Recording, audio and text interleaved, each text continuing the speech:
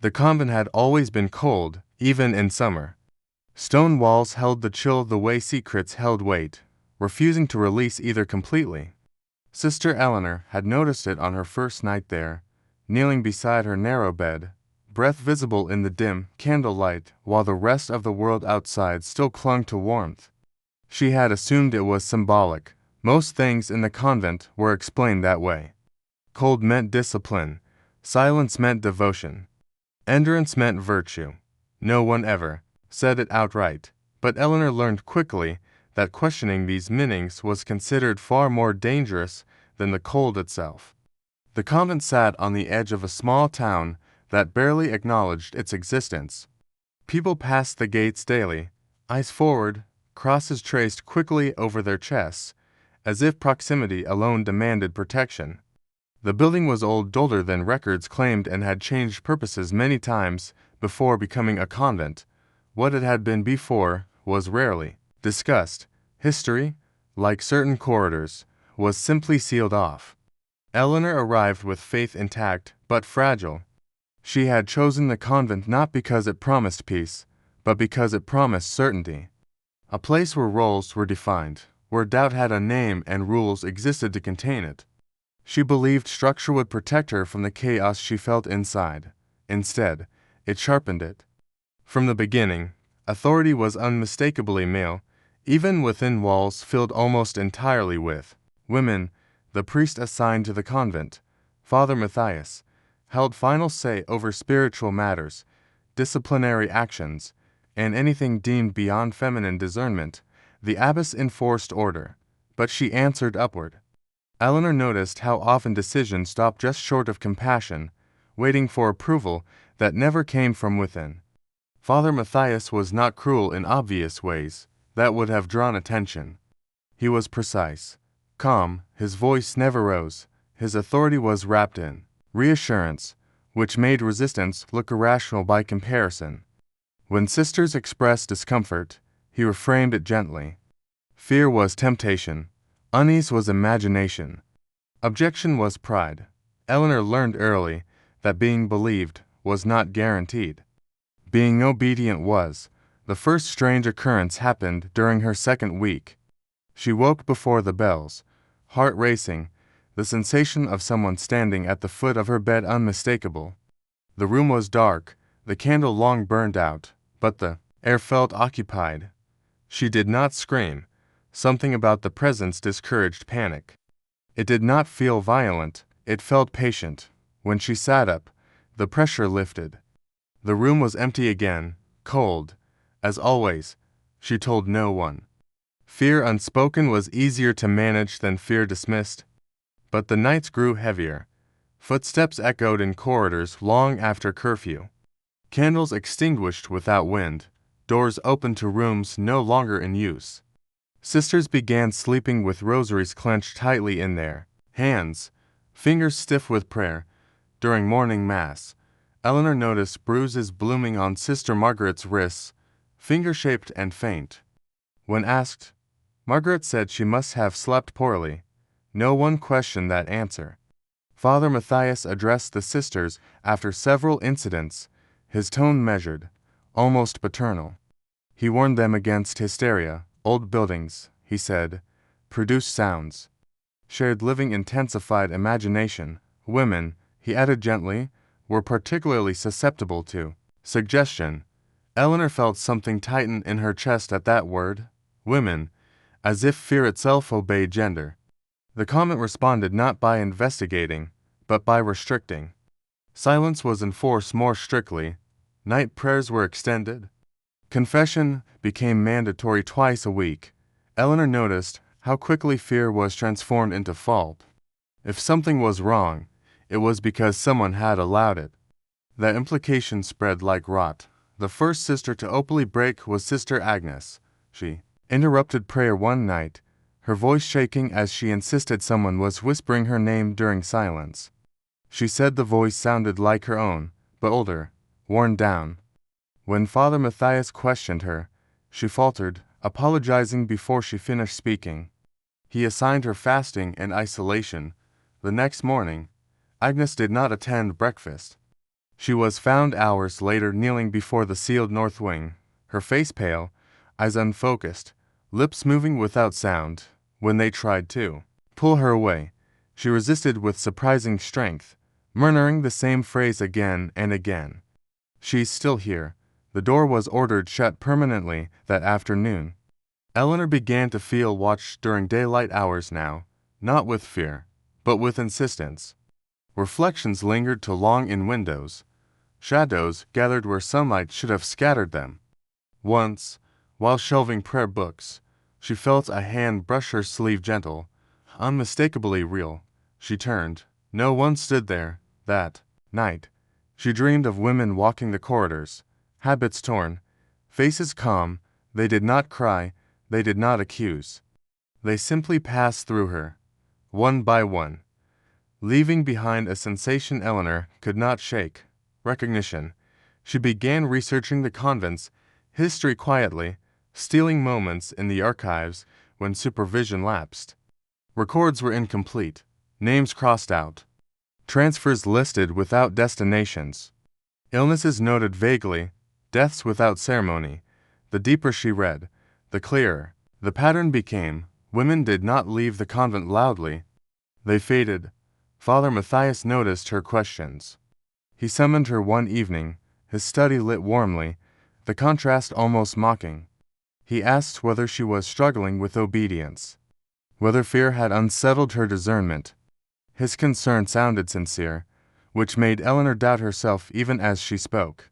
She mentioned the disturbances carefully, the fear among the sisters, the bruises, the whispers.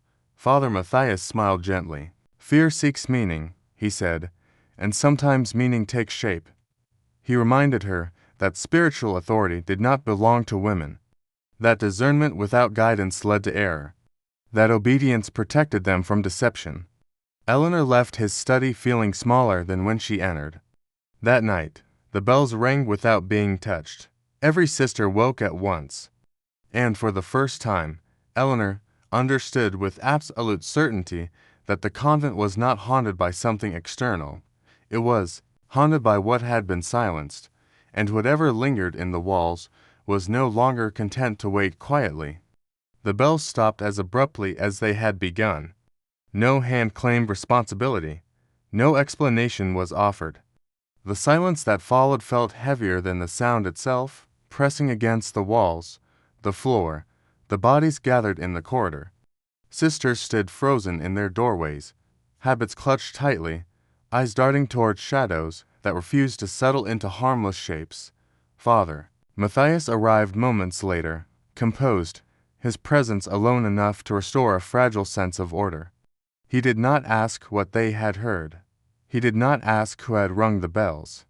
He announced, calmly, that fear had a way of manifesting collectively, and that collective fear required collective discipline.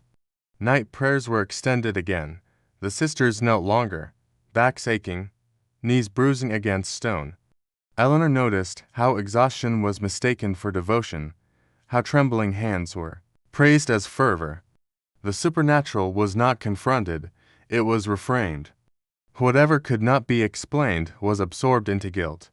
Yet something fundamental had shifted. The sisters were no longer merely afraid.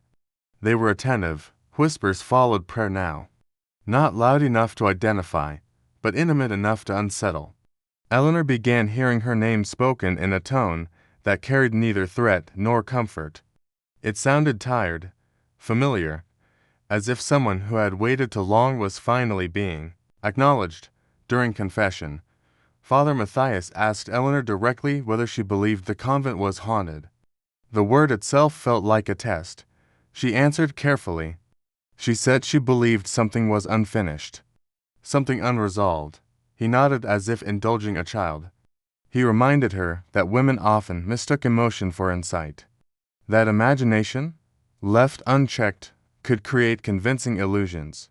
He did not notice the faint bruises on Eleanor's wrist. They appeared overnight, finger-shaped, pale against her skin. Eleanor could not remember pain, only pressure. A firm grip, not violent, not gentle, intentional. When she tried to pray, the sensation returned, as if something were guiding her attention elsewhere. Toward memory, Sister Margaret was the next to speak openly. She claimed she saw a woman standing in the refectory after dinner, watching them eat. The woman wore an older habit, her face hollowed by hunger rather than age. When Margaret blinked, the figure remained. Father Matthias interrupted her before she finished. He warned the sisters against encouraging delusion. He reminded them that submission was the highest form of protection, that questioning authority invited chaos. His voice remained calm, but something beneath it tightened, because the disturbances were no longer confined to the sisters. Father Matthias began waking in the night to the sound of breathing that did not belong to him, slow, measured, always just beyond the edge of the candle light. Once, he swore he felt a hand adjust the rosary on his bedside table, aligning it carefully, deliberately. When he commanded the presence to leave, it did not respond. It stayed. Eleanor noticed his change before anyone else. His sermons grew sharper, his patience thinned. He spoke more often about obedience, less about mercy. Authority, when threatened, sought reinforcement. The convent reacted predictably, restrictions increased. Isolation became punishment. Sister Agnes was moved to a sealed wing under the guise of rest. No one was permitted to visit her. When Eleanor asked after her, the abbess avoided her gaze. "She needs silence," she said. "It will help." That night, Eleanor dreamed again. She stood in the north wing, doors lining the corridor like closed mouths. Women stood behind each one, pressing their palms against the wood from the inside. Their faces were not twisted in agony. They were calm, patient, waiting. One of them stepped forward. She told them. The woman said softly. They told her to endure. Eleanor woke with her heart pounding and a certainty settling deep in her chest. These spirits were not random. They were not malicious. They were systematic. They appeared where women had been ignored, where reports had been dismissed, where entrance had been praised until it became erasure. The convent had not protected its sisters, it had consumed them. Eleanor returned to the archives. No longer cautious, she found references to rooms no longer listed, wings repurposed without record, medical notes vague enough to absolve responsibility, names that appeared once and never again. The dead were not seeking revenge, they were seeking acknowledgement. Father Matthias confronted her again, this time without warmth. He accused her of spreading unrest, of encouraging hysteria, of placing her own judgment above spiritual authority. He warned her that defiance was a dangerous path for a woman. Eleanor did not argue. She simply asked why the records were incomplete. The room went still. That night, the spirits no longer whispered. They walked. Footsteps echoed clearly through the corridors. Doors rattled. Candles flared violently before extinguishing themselves. The sisters watched in terror and awe as figures emerged fully for the first time, women in habits older than memory, faces etched with exhaustion rather than anger. They did not look at Father Matthias, they looked at Eleanor. And in that moment, Eleanor understood something that could no longer be undone. The haunting had chosen its witness, and authority was no longer in control of the narrative. From that night on, the convent stopped pretending. The footsteps no longer waited for darkness. They echoed during prayer, during meals, during silence itself.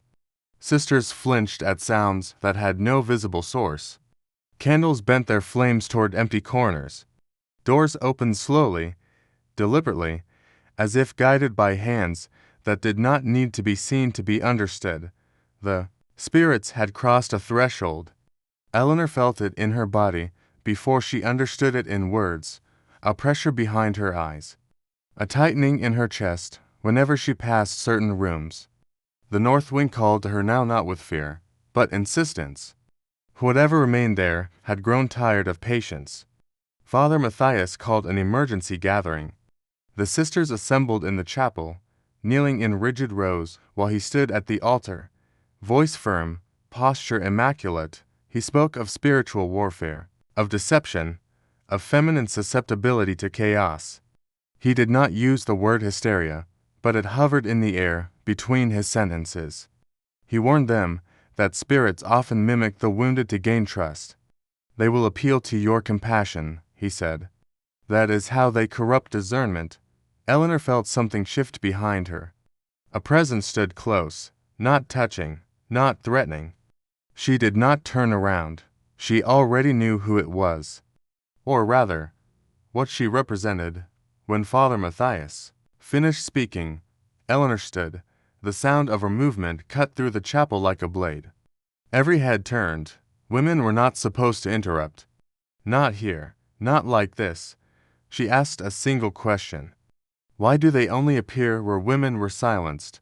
The silence that followed was total. Father Matthias stared at her, disbelief quickly replaced by anger wrapped in composure. He reminded her of her vows, of obedience, of her place. He warned her that questioning authority was the first step toward spiritual ruin.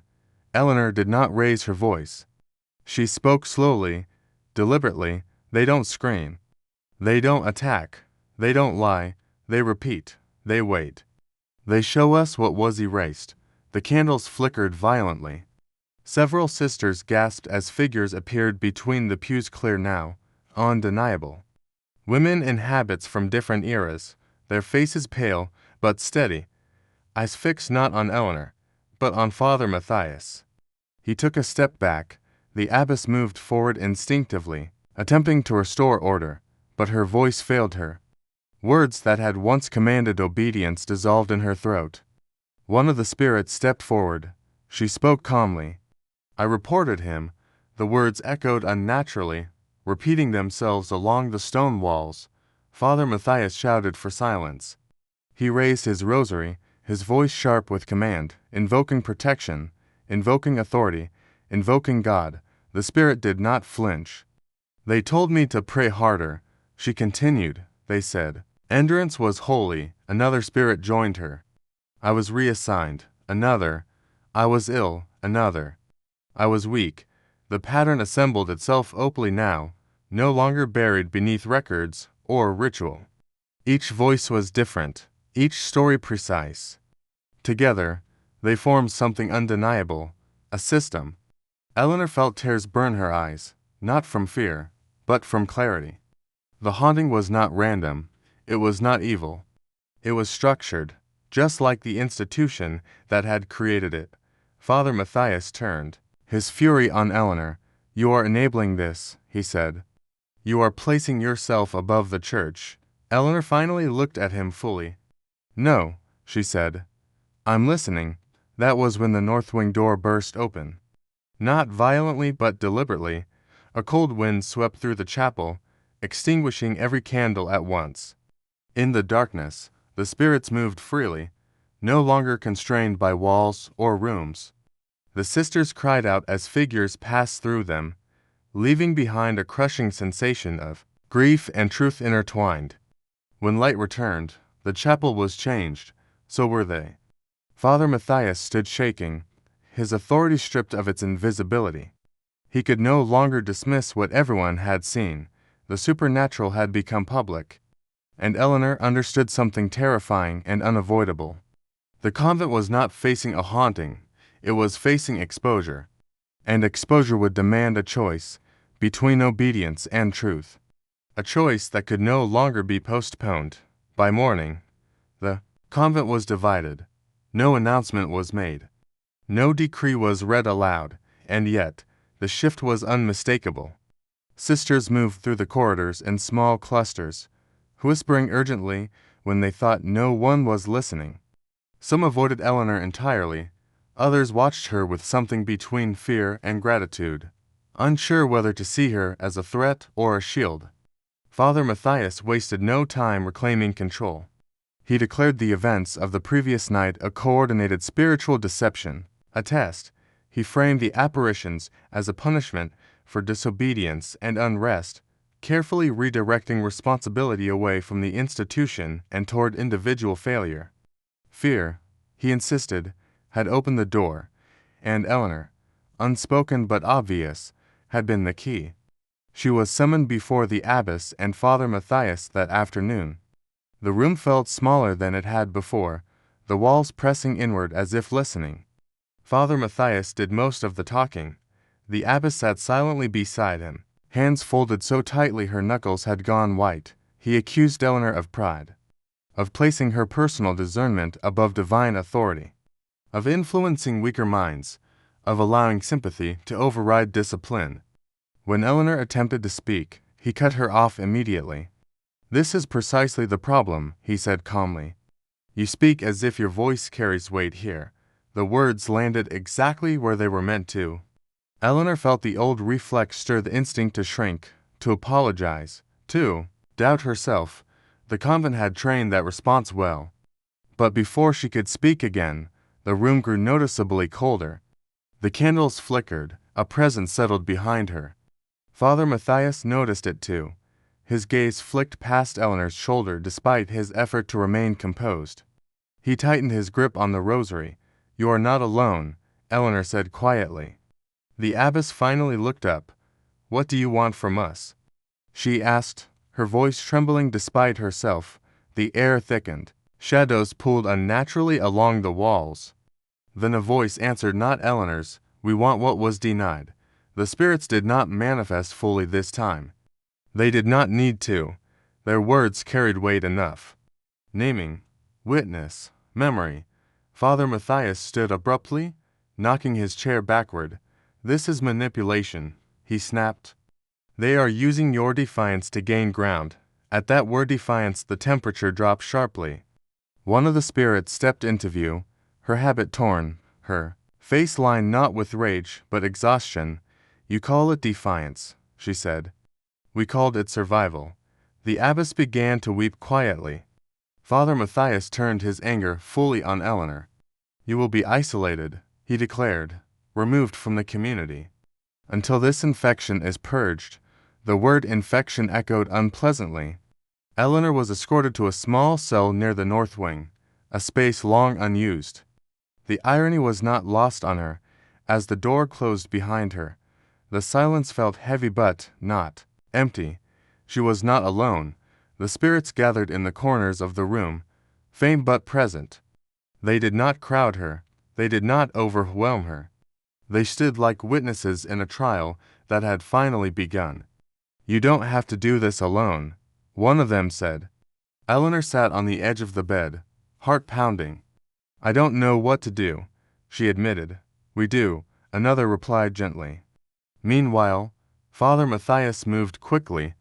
He ordered increased surveillance, restricted movement, mandatory confession. He warned the sisters that speaking to Eleanor would invite severe penance. Isolation was not just punishment, it was strategy. Silence had always been effective, but something had changed. The supernatural responded immediately. Sister Margaret's door slammed shut on its own during prayer. The lock twisted until it broke. Another sister claimed she saw a woman standing between Father Matthias and the altar, blocking his path, forcing him to step around her like an obstacle he could no longer ignore. The spirits were no longer content with appearing. They were intervening. That night, Father Matthias attempted a private exorcism in the north wing, convinced he could reassert dominance without witnesses. He carried holy water, scripture, authority. What he did not carry was control. Eleanor felt it from her cell, the sudden surge of presence, the air vibrating with something ancient and restrained far too long. The walls seemed to breathe. A scream echoed down the corridor. Not a spirit's, his. By the time the sisters reached the north wing, Father Matthias was on his knees, rosary scattered across the floor, his face drained of color. "They won't listen," he whispered. "They won't obey." From the darkness beyond him, a voice answered calmly. "We already did." Eleanor understood then that the haunting had moved beyond exposure. It had entered confrontation, and the convent could no longer pretend neutrality. Soon, it would have to choose who it protected, and who it was willing to sacrifice. Father Matthias did not sleep that night. He remained in the chapel until dawn, seated rigidly in the front pew, eyes fixed on the altar as if daring something to appear again. The sisters avoided him instinctively, their fear no longer mixed with reverence, but with uncertainty. Authority had cracked, and once cracked, it could not be unseen. By morning, rumors moved faster than prayer. Sister Margaret whispered that Father Matthias had been reassigned once before, years ago, from another convent under circumstances never fully explained. Sister Helena recalled a woman who had disappeared shortly after accusing him of impropriety, her departure framed as a discernment failure. None of these stories had ever been spoken aloud in the same room before. Now they circulated freely. The spirits did not interrupt these conversations. They encouraged them. As sisters spoke, shadows lingered nearby, pressing close but never threatening. The air grew heavier. Whenever truth surfaced, then lighter once it was released. The haunting responded not to fear, but to honesty. Eleanor remained isolated, yet never alone. From her cell near the north wing, she felt the spirits constantly, not as tormentors, but as guardians. They told her fragments of their lives in quiet moments, never all at once, never dramatically. Just enough to connect patterns, transferred, disciplined, silenced, erased. One spirit spoke of Father Matthias directly. "He never struck me," she said softly. "He didn't have to." The words lingered. Power, Eleanor realized, did not always bruise the skin. Sometimes it bruised credibility. Sometimes it erased choice.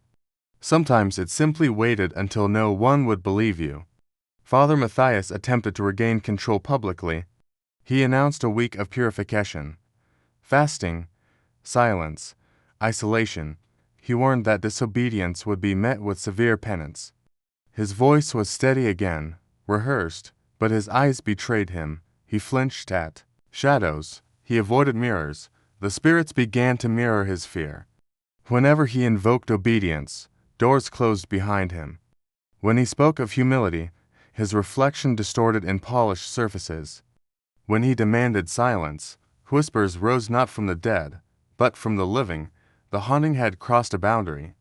It was no longer confined to night or walls. It was exposing hierarchy itself. One afternoon, Sister Agnes was released from isolation unexpectedly. She emerged thin, pale, but resolute. She walked straight to Eleanor's cell despite the rules, her step steady, as if guided. "I remember now," she said simply. That was all. That evening, several sisters refused to kneel during Father Matthias's sermon. They did not shout. They did not argue. They simply remained standing. The chapel grew unbearably cold. A spirit stepped between Father Matthias and the altar, fully formed, unmistakable. "You stood while we knelt," she said calmly. "Now you kneel." Father Matthias collapsed to his knees, gasping, his authority finally stripped of illusion. Not by force but by reversal. The abbess watched in horror and realization. For years, she had enforced order in the name of preservation. Now she understood what had been preserved. Not holiness, power. She spoke for the first time without permission. "This ends," she said. The words echoed louder than any bell. Father Matthias tried to protest, but his voice failed him. His throat tightened as if gripped by unseen hands, not choking, not violent, simply preventing command. "You will be seen," one spirit said. As we were not, the sisters gathered closer now, not to Father Matthias, but to Eleanor. The shift was complete. The haunting was no longer about revealing the past.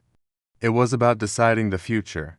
And Eleanor understood that the next step would not come from the spirits, it would come from the living.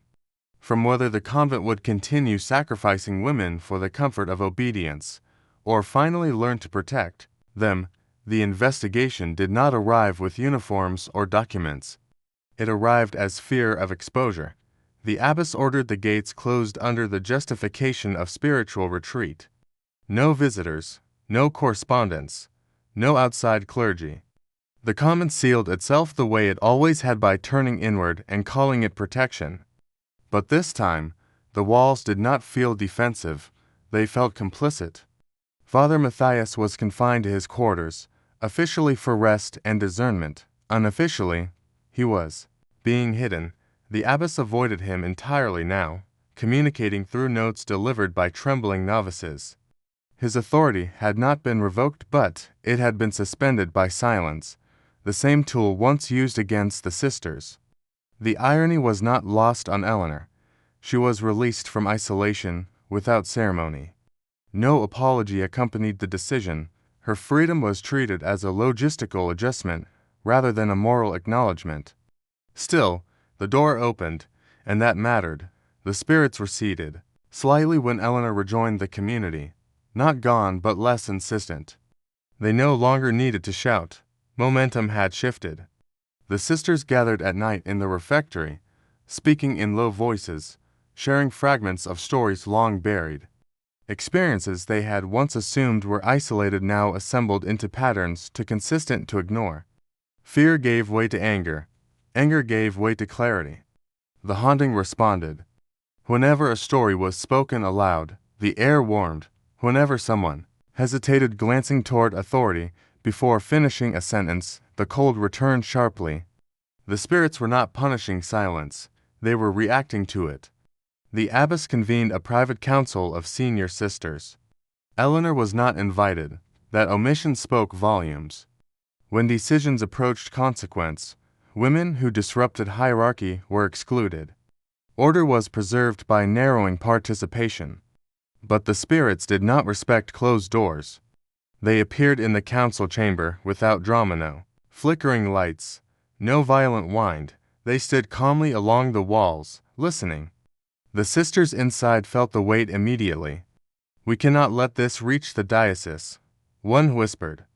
"It would destroy everything," said another. "We will lose the convent," a third added. A spirit stepped forward. "You already lost us," she said simply. The abbess broke. Her composure collapsed into something raw and unpracticed. She confessed not to crimes, but to cowardice, to choosing silence because it preserved structure, to believing that small harms were acceptable if the institution survived. "We thought we were protecting something sacred," she whispered. The spirit regarded her without hatred. "You protected power," she replied. "Not us." That night, Father Matthias attempted to leave. He packed hurriedly, movements frantic, eyes darting toward corners where shadows gathered too densely. He made it as far as the main corridor before the temperature dropped, so suddenly his breath fogged. In front of him, the spirits appeared fully, not surrounding him, blocking him. "You will not disappear," one said calmly. "You will not be reassigned," said another. "You will not be erased," a third finished. Father Matthias fell to the floor, shaking violently. Eleanor arrived moments later, drawn by the sudden surge of presence. She did not feel triumph, she felt responsibility. "This is not punishment," she said aloud. "This is truth." The spirits turned toward her. "Yes," one replied, "and truth must be witnessed." By morning, the abbess sent word beyond the gates for the first time in weeks. Not for clergy, for records, for oversight, for consequences. The decision fractured the convent permanently. Some sisters wept in relief, others in fear. Survival instinct clashed with conscience. The haunting intensified, briefly walls groaning.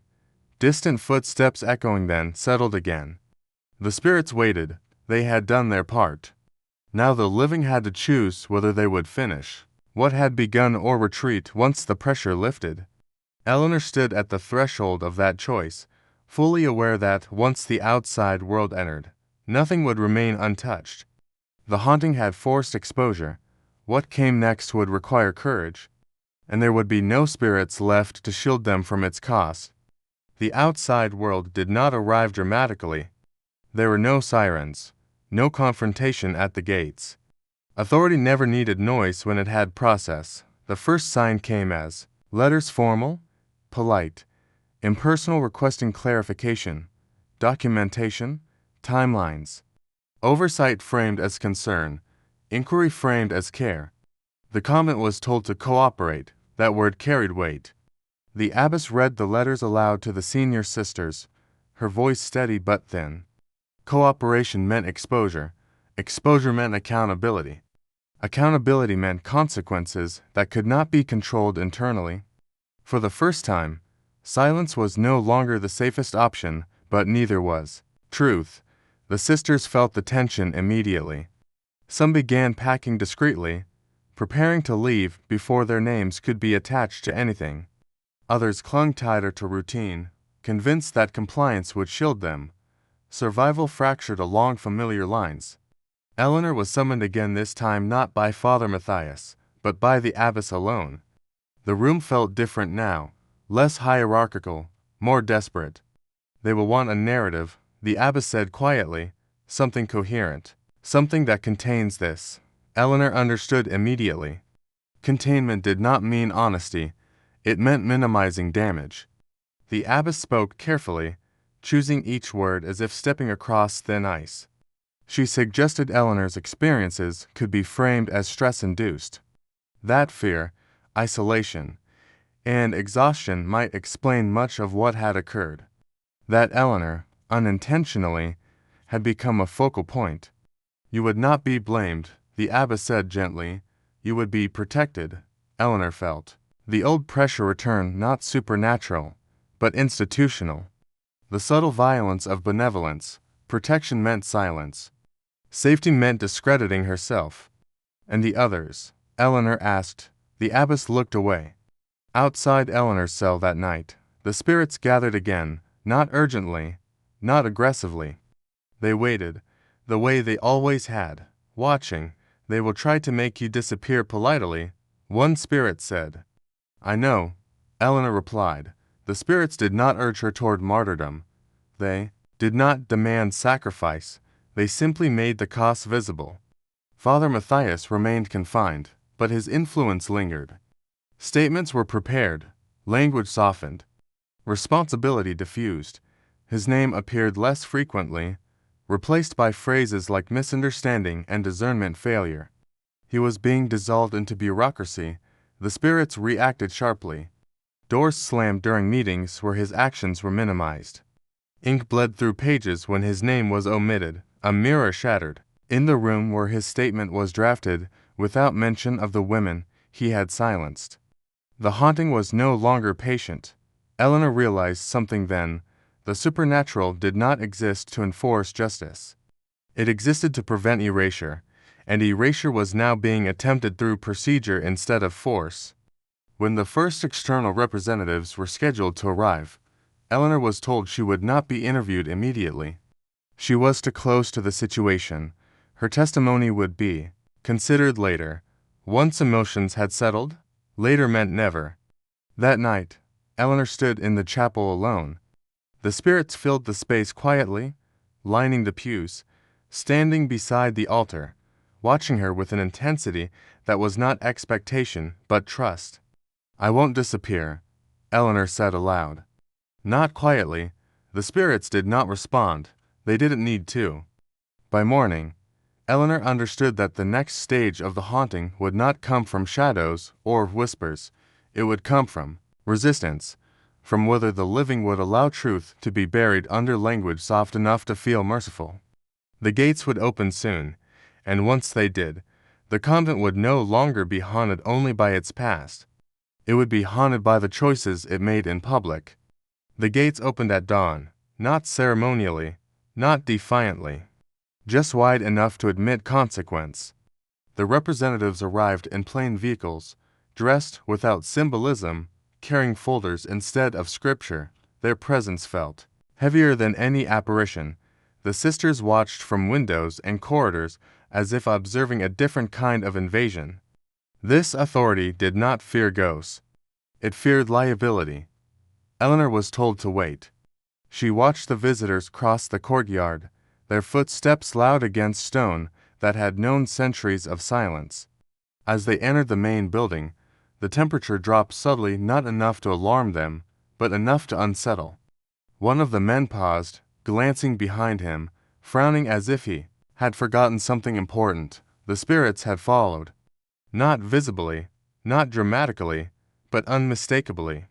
Inside the meeting room, language did its work quickly. Phrases like isolated incidents, emotional strain, and misinterpretation circulated with practiced ease. Father Matthias's name was spoken carefully, surrounded by context designed to soften its edges. The abbess presented prepared statements, her voice controlled but strained. Outside the room, Eleanor felt pressure building in her chest, not fear, urgency. She moved toward the door despite being told to stay away. No one stopped her. Resistance, when too obvious, attracted attention. Silence was still the preferred weapon. As she reached the threshold, the lights flickered. A murmur rippled through the meeting room. One of the representatives glanced at the ceiling, then at the walls. Another rubbed his arms as if suddenly cold. Eleanor stepped inside. "I need to speak," she said calmly. The room froze. The abbess stiffened. One of the representatives frowned, irritation flashing briefly across his face before professional neutrality returned. "This is not the appropriate time," he said. The spirits disagreed. A chair shifted on its own. Papers slid slightly across the table, stopping in front of the folder labeled Matthias. The movement was subtle, easy to dismiss individually, impossible collectively. Eleanor spoke. She did not recount visions. She did not describe ghosts. She spoke of patterns, of silencing, of reports dismissed and women reassigned, of obedience used as insulation, of how authority functioned when unchecked. As she spoke, the room reacted.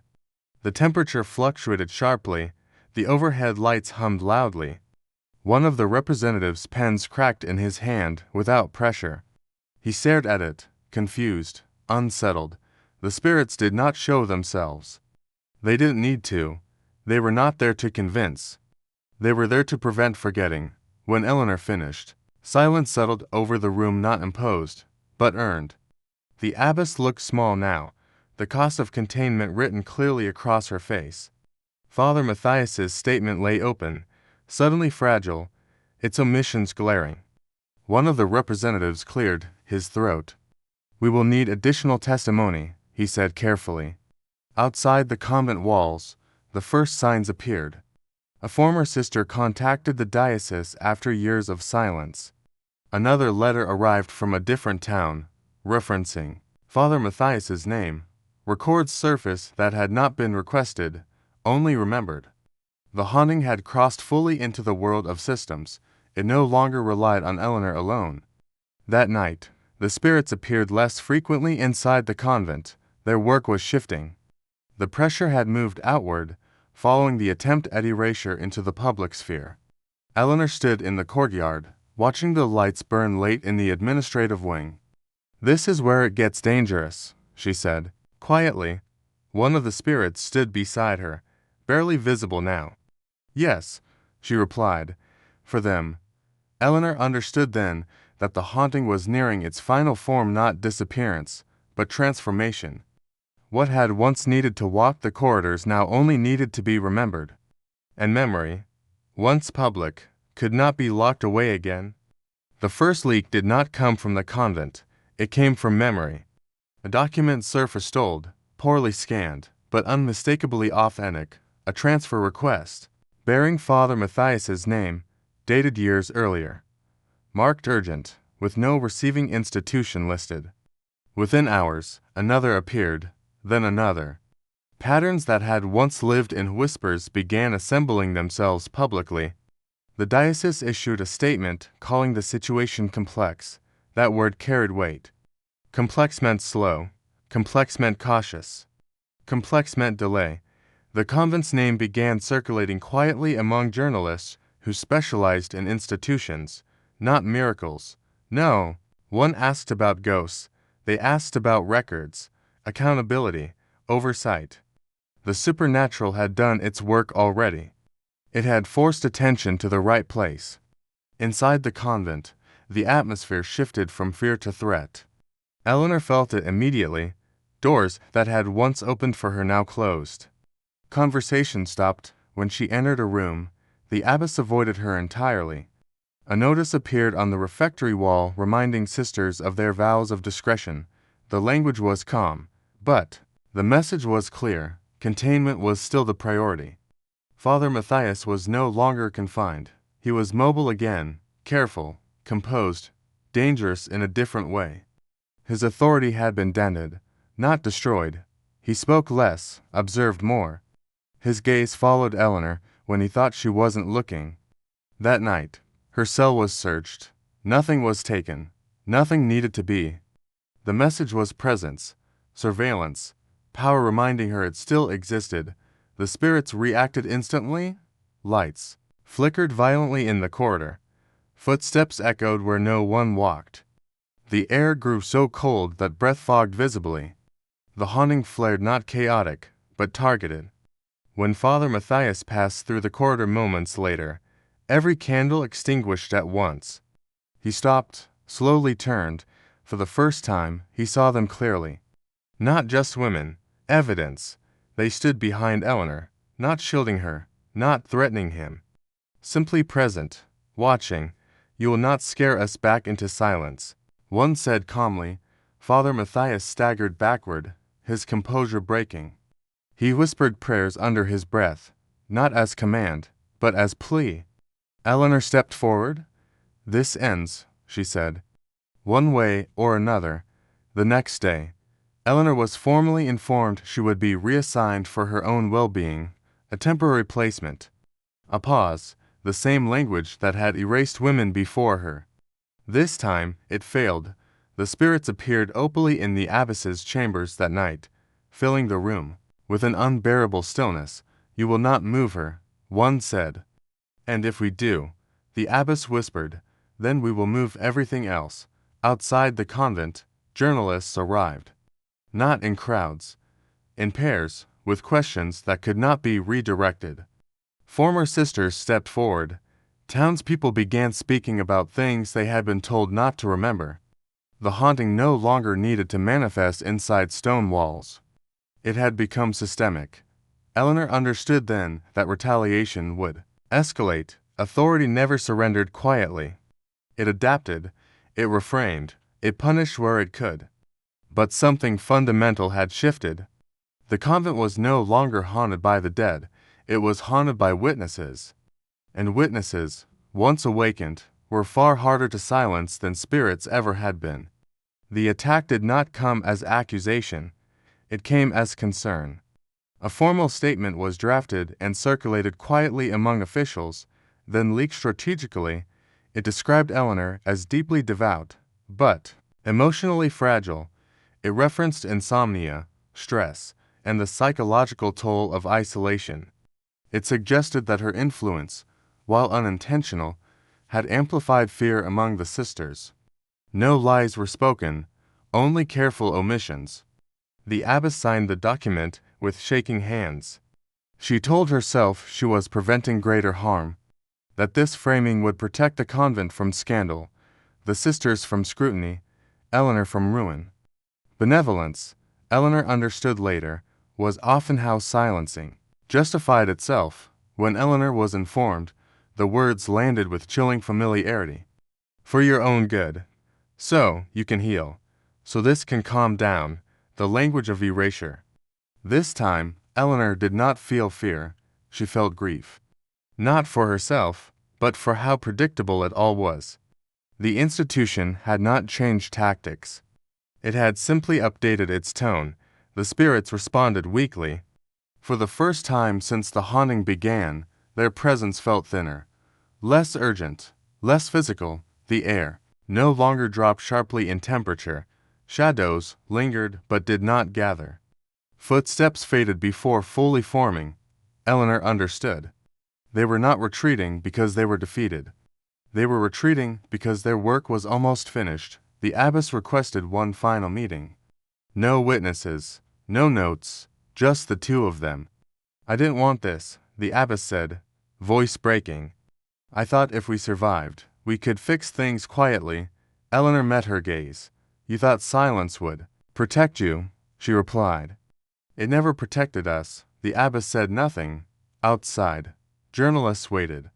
Not shouting, waiting, the most dangerous kind of attention. Father Matthias prepared his own statement, polished and measured. He spoke of misunderstanding, of spiritual conflict, of how women in enclosed environments sometimes projected trauma. The words were clinical, detached, familiar. Eleanor was offered a choice: sign the assessment, accept reassignment, disappear gently, or refuse, and be labeled unstable. There would be no trial, no dramatic confrontation, just narrative. Once set, it would be nearly impossible to reverse. That night, Eleanor stood alone in the north wing one last time. The spirits gathered faintly, barely visible now, like reflections on dark glass. Their faces were peaceful, complete. "You don't need us anymore," one said. "I never did," Eleanor replied quietly. "I needed truth." They nodded. The final apparition stepped forward, the first woman Eleanor had ever seen in her dreams. "Then say it," she whispered. The next morning, Eleanor spoke publicly, not emotionally, not defensively, clearly. She described patterns, processes, how institutions redirected accountability, how obedience was used to neutralize discomfort, how women were framed when they threatened stability. She did not mention ghosts. She did not need to. The response was immediate. The abbess resigned within hours. The diocese announced an external investigation with full cooperation. Father Matthias was removed pending inquiry. His reassignment halted indefinitely. And as the statements spread, as the world finally listened, the convent felt quiet, not tense, not cold, quiet. Eleanor walked through the corridors one final time. No footsteps followed her. No shadows gathered. The haunting was ending, not because justice was complete, but because erasure had failed. The spirits were no longer needed to insist.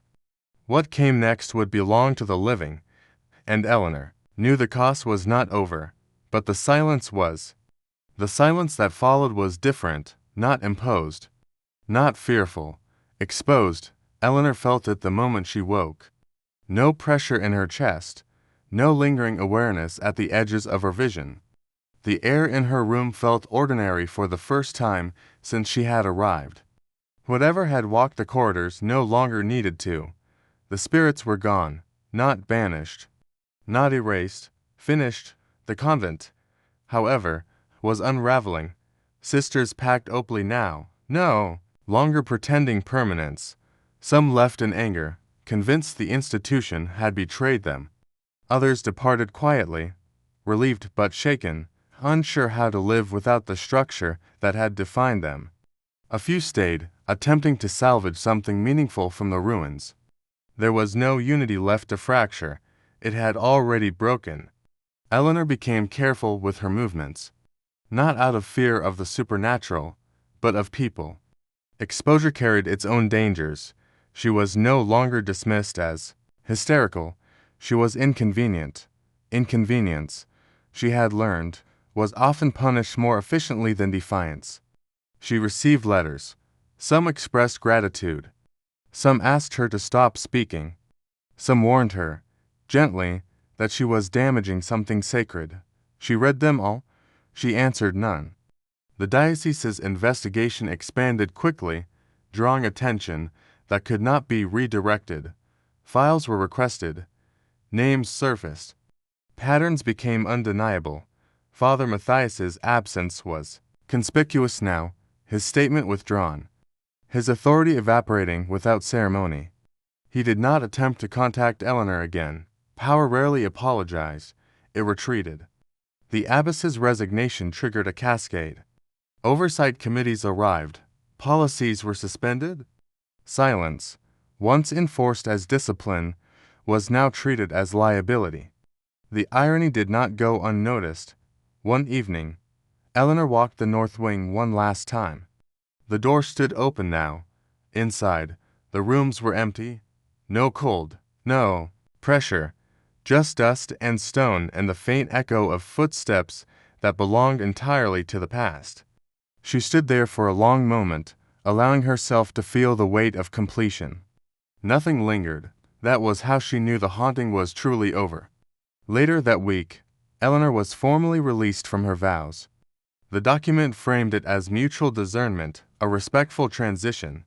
Language softened what was, In truth, an ending she had not chosen but did not resist. She signed without hesitation. The convent no longer needed her, and she no longer needed it. On her final morning, Eleanor left before sunrise. No ceremony marked her departure. No bells rang. The gates closed behind her quietly. As she stepped onto the road leading away from the convent, she felt something unexpected: lightness, not relief, not triumph, alignment. The supernatural had never been the heart of the story.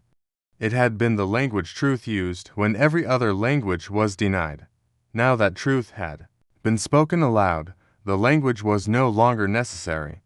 Eleanor walked forward, fully aware that life beyond the convent would not be gentle, that speaking truth carried lasting consequences, that institutions did not change easily or permanently. But she also knew something else. She would never again mistake silence for peace, and nothing living or dead would ever need to follow her to remind her why. The world beyond the convent did not feel welcoming. It felt loud. Eleanor noticed it. Immediately, the excess of movement, the constant noise, the absence of ritual to contain the day. Outside, there were no bells to mark time, no rules to explain where she belonged. Freedom arrived without instruction. She rented a small room in a neighboring town under a name no one recognized. She kept her days simple, work that required focus but little explanation. Evenings spent walking streets that did not know her story. Ordinary life, she discovered, demanded a different kind of courage. The story, however, did not stay contained. Articles appeared slowly at first, cautious language, careful sourcing. Then bolder pieces followed. Patterns were named openly. Former sisters spoke publicly. Women from other institutions recognized familiar structures in what had been exposed. The convent was no longer singular, it was emblematic. Eleanor was asked to comment, to clarify, to represent something larger than herself. She declined every request. She had not spoken to become a symbol. She had spoken to end erasure. The difference mattered. At night, she slept deeply. No dreams of corridors, no echoes, no footsteps. The absence felt complete. But something else remained, a heightened sensitivity, a way of noticing when conversations curved away from responsibility, when language softened harm, when concern replaced accountability. Eleanor recognized these patterns instantly now. The haunting had trained her not to look away.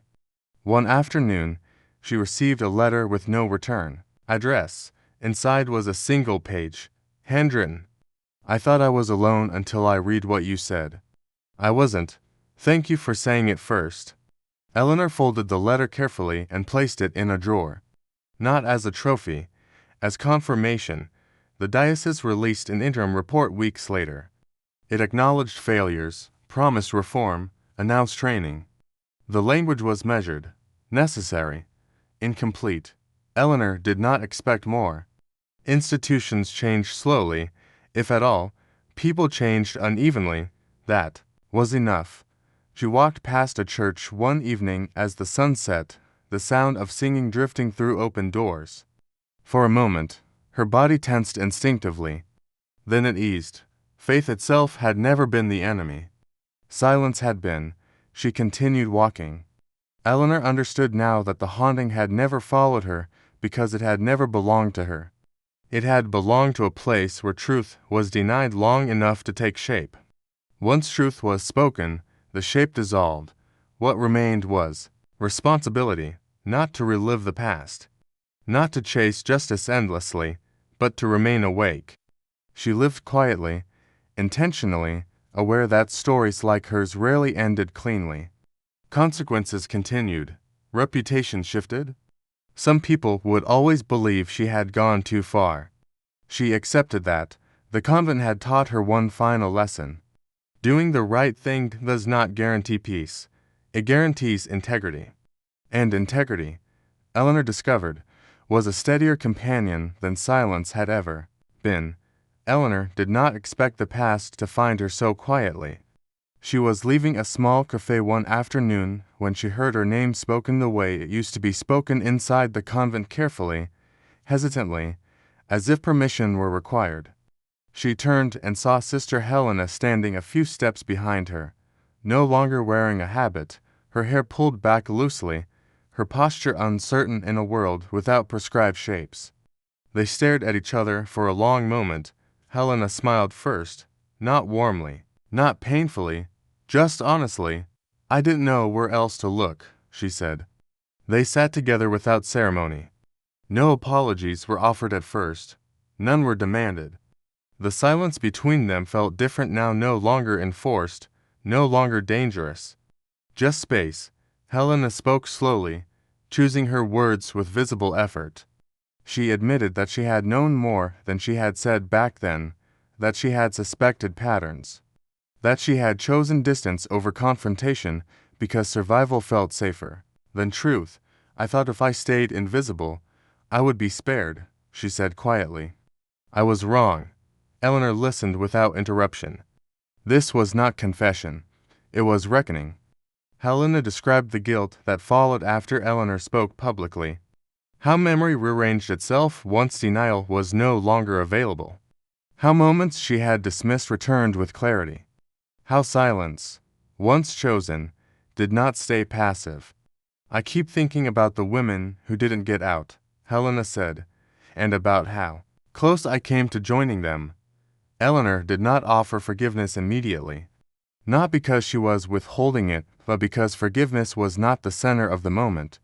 Acknowledgement was. "You're here now," Eleanor said finally. "And you're speaking. That matters." Helena nodded, tears threatening but restrained. She asked Eleanor how she lived with the aftermath, with the knowledge that some harm could never be undone, that some accountability would always remain incomplete. Eleanor answered, truthfully, "I stopped waiting for a resolution," she said. "I started accepting responsibility without ownership of everything." They parted without promises of continued contact. That felt honest. Some connections existed to close loops, not reopen them. That evening, Eleanor walked home slowly, thinking about how easily silence reproduced itself when left unexamined. How often harm survived not through cruelty, but through avoidance. She realized then that forgiveness was not an event. It was a boundary. It allowed the past to be acknowledged without being allowed to rule the present. The investigation continued in the background of her life. Reports finalized, recommendations issued, names partially redacted, some consequences landed, others dissolved into procedure. Eleanor no longer tracked every development. She had learned when attention became obsession. One night, she dreamed again for the first time in months. But there were no corridors, no spirits, no bells. She dreamed of standing in an open field, the air clear, the ground solid beneath her feet. Nothing followed her, nothing watched from behind. When she woke, she felt no urgency to interpret it. That, she realized, was peace, not the absence of memory, but the absence of pursuit. Eleanor understood now that closure did not arrive as finality. It arrived as permission to move forward without denial. The haunting had ended long ago. What remained was the quieter, harder work of living with what had been, revealed and choosing, daily, not to recreate it. The request arrived without urgency. That was what unsettled Eleanor most. It came as an email written in careful, neutral language, asking whether she would be willing to participate in a closed forum on institutional accountability. No press, no public statements, just a room of professionals, clergy, and administrators seeking to learn. The word learn felt deliberately chosen. Eleanor read the message twice, then closed her laptop without replying. She understood immediately what was being offered. Not redemption, not justice, legitimacy. Her presence would allow the institution to demonstrate growth without surrendering control. She would be proof that the system could absorb dissent and continue intact.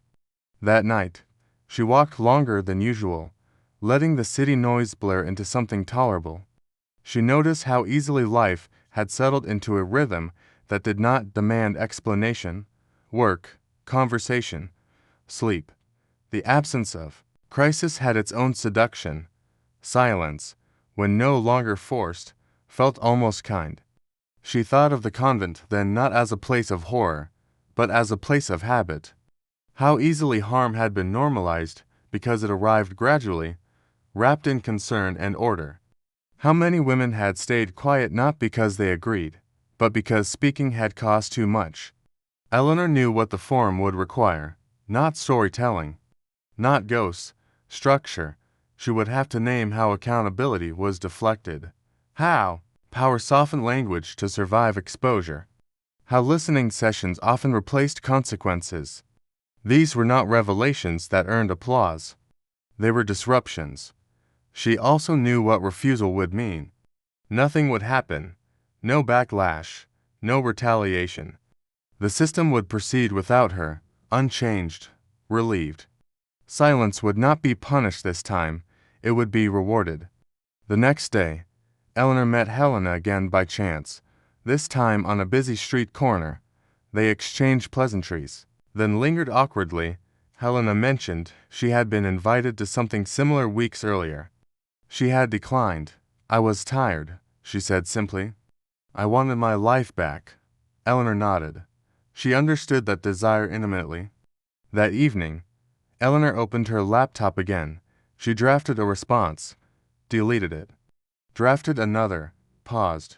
She thought of the women who had written to her, the ones whose names would never appear in reports, the ones who had learned to recognize the early signs of erasure too late. She thought of the spirits not as apparitions, but as witnesses who had appeared only because no one else would speak. The haunting had ended because silence had failed. That did not mean silence was no longer tempting. Eleanor typed slowly. She accepted the invitation, but with conditions. No anonymity, no closed doors, no language review. She would speak plainly, or not at all. The reply came the next morning, a brief acknowledgement. No confirmation of terms, only a request to discuss parameters. Eleanor closed the message. She already knew the answer would not come easily. But she also knew something else. Consistency was not about heroism. It was about refusing to change standards when pressure changed form. The cost would not be supernatural, it would be personal.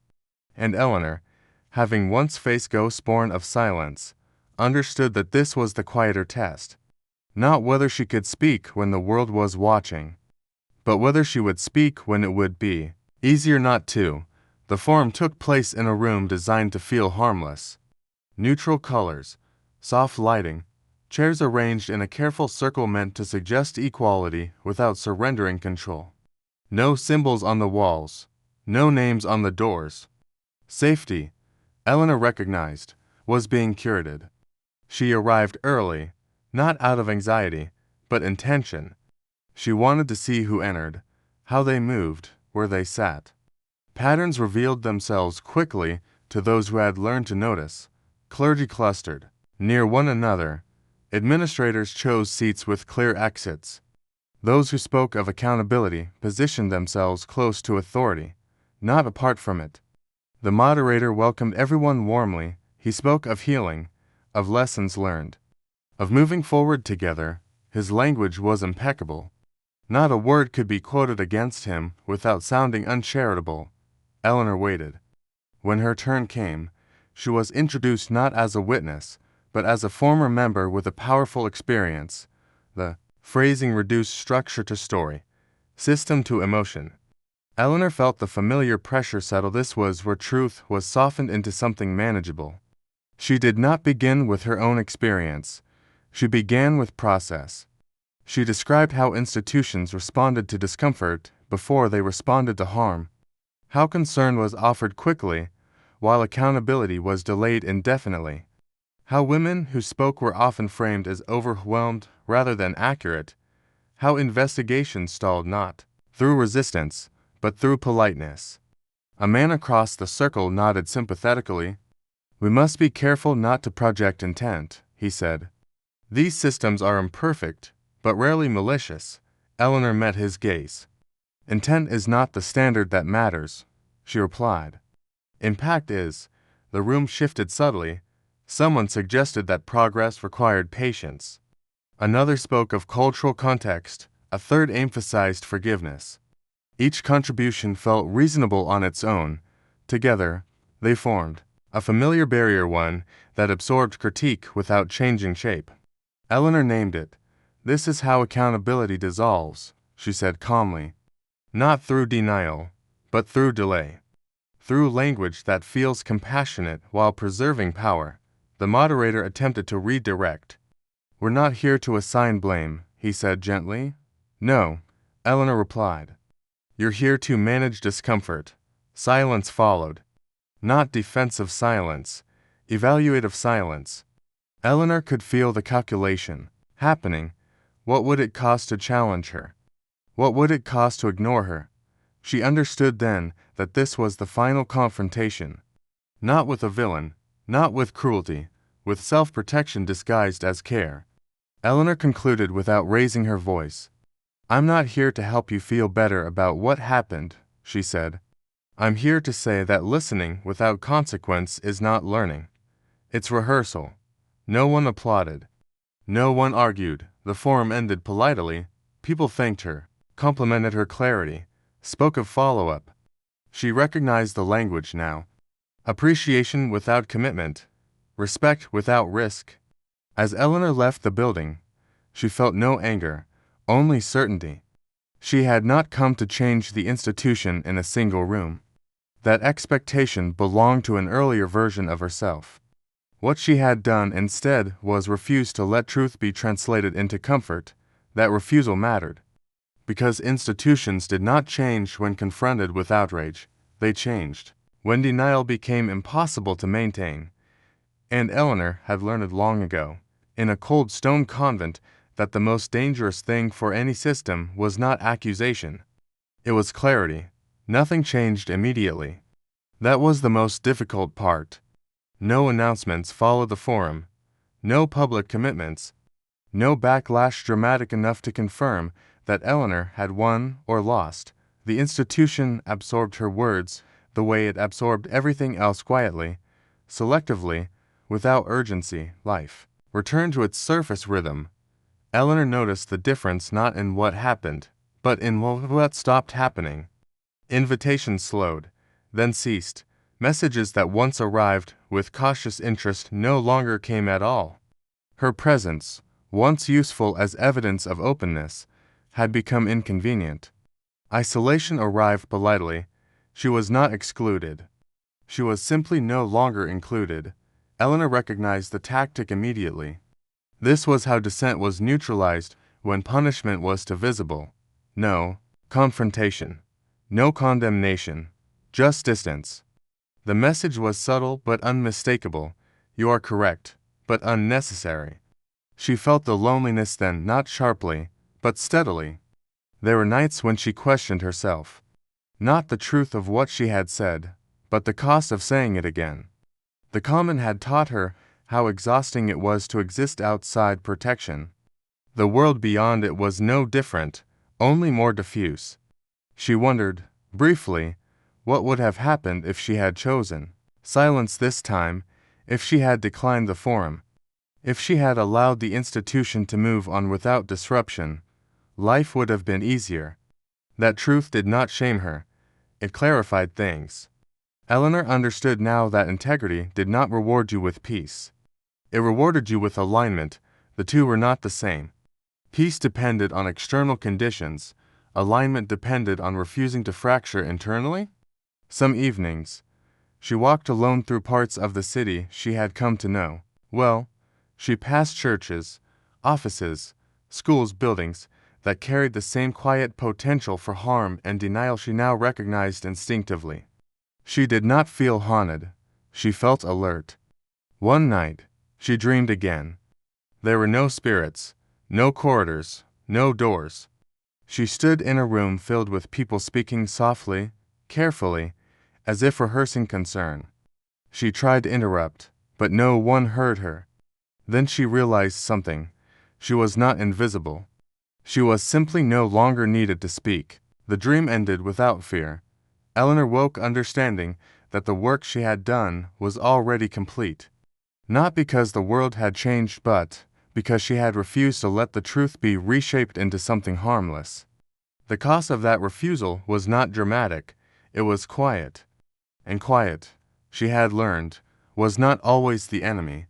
Some days, Eleanor felt the temptation to retreat fully, to stop paying attention, to let the patterns blur again. She resisted that impulse gently.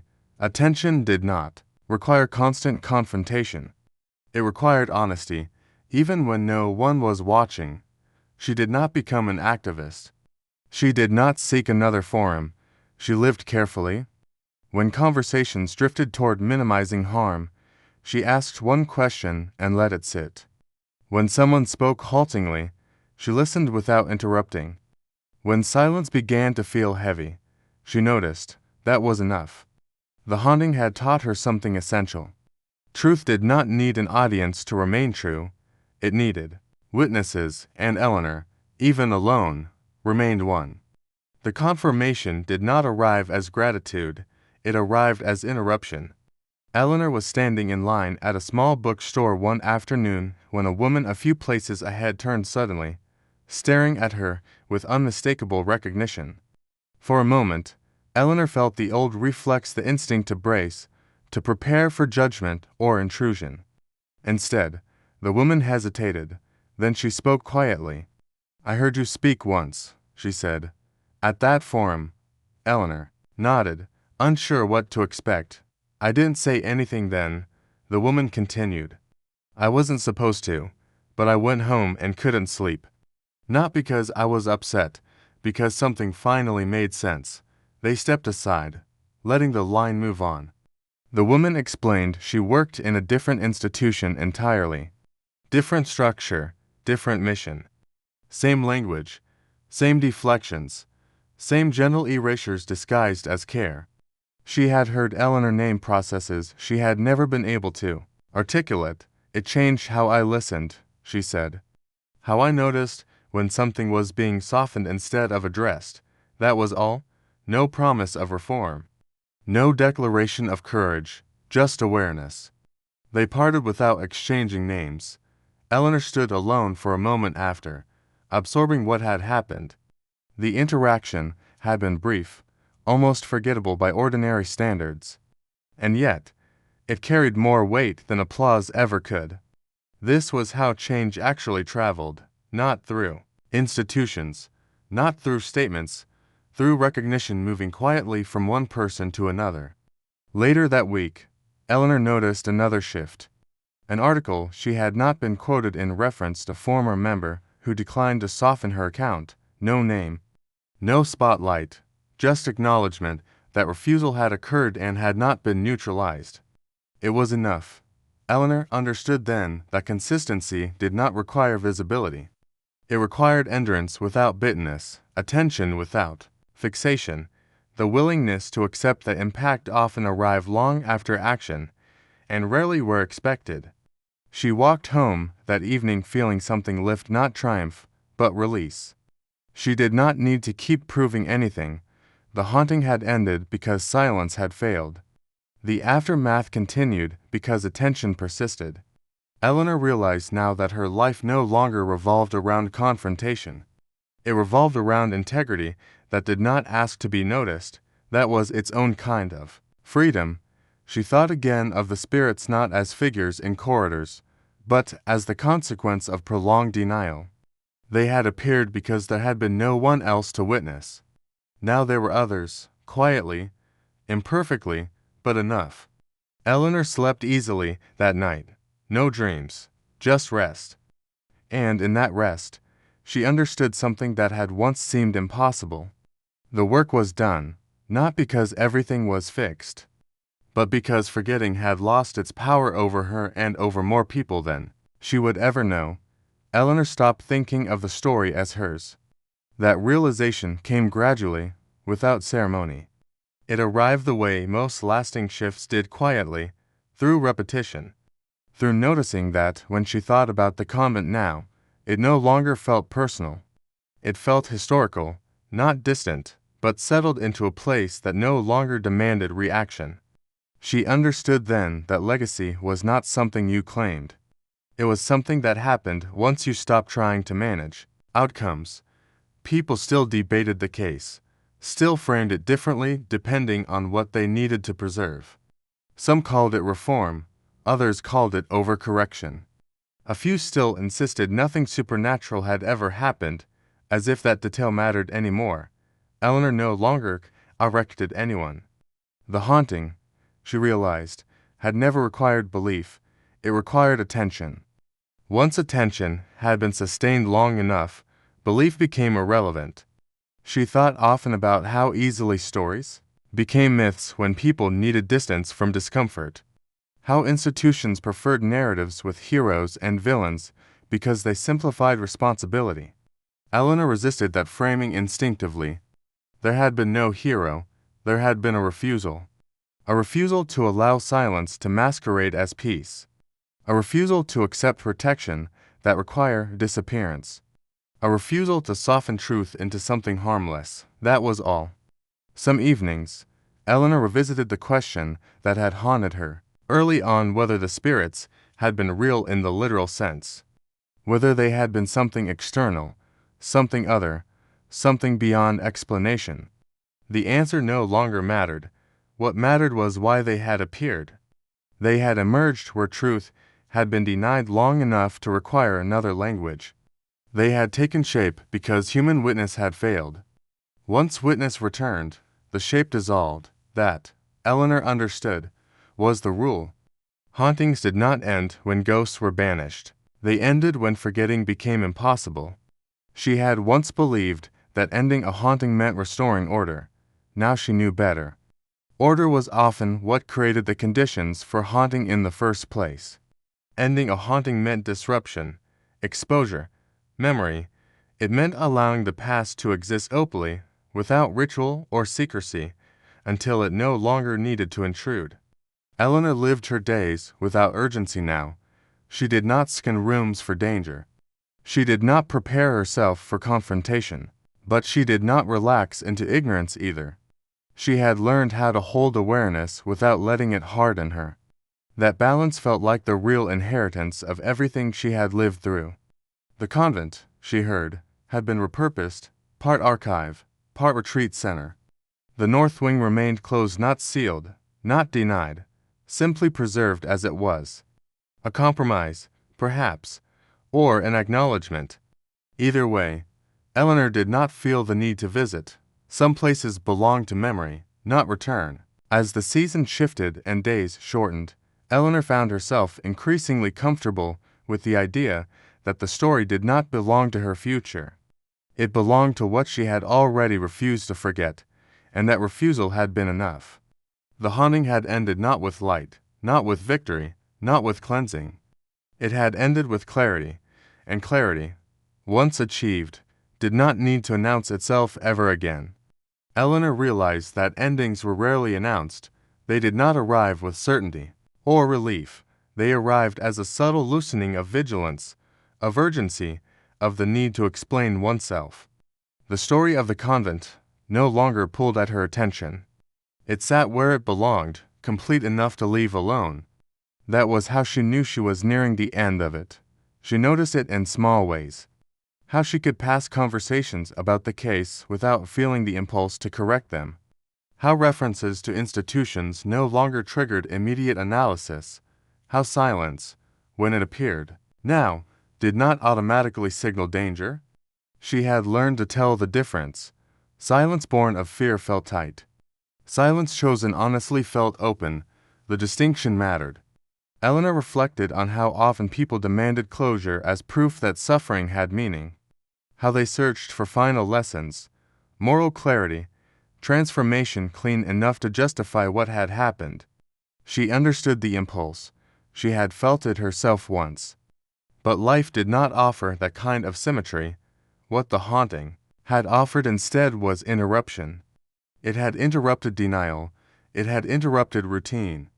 It had interrupted the quiet confidence that harm could remain buried if enough people agreed not to look. Once interrupted, those systems could never return to innocence. They could continue, they could adapt. But they could not pretend. That was the real ending. Eleanor thought of Father Matthias occasionally, not with anger, not with satisfaction, simply as an example of how power collapsed when it could no longer hide behind structure. She did not need to know the details of his consequences.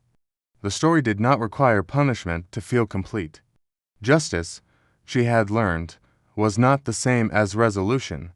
Some harms were acknowledged without being repaired. Some accountability arrived without healing. That did not negate the truth of what had been revealed. The convent existed now as a place marked by memory rather than secrecy.